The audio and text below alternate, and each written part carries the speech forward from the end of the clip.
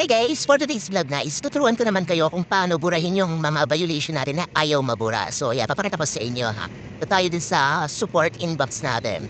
Ayan, yung support inbox natin dyan, andyan yung mga violation na matagal na tapos ayaw niyang mabura, diba? So ngayon, buburahin natin yan dito sa ituturo ko sa inyo. Punta tayo ngayon sa basic. Ayan, M-Basic. Lagos dyan yung M-Basic Facebook. Yun yung i-click nyo. Tapos, ilagin nyo dun yung account nyo. Ayan. So, dahil nakalagin na yung akin dyan, magdadirect na talaga siya sa aking account. Tapos, scroll kayo pataas, makikita nyo yung help.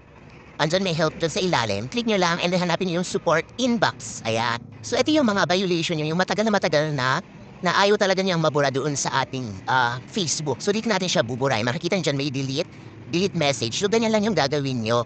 Pipindutin nyo lang and then i-delete nyo direct. So, dyan, mabubura na yan talaga lahat. So, iba. So, dyan na lang kayo pupunta kung ayaw nyo nakita yung mga violation nyo doon sa Facebook nyo sa Meta. Kasi, hindi lang guys. So, ayan. Pati yung mga 2001 nyo pang mga violation or mga report nyo, dyan nyo yan pwedeng mabura. So, diba? Astig!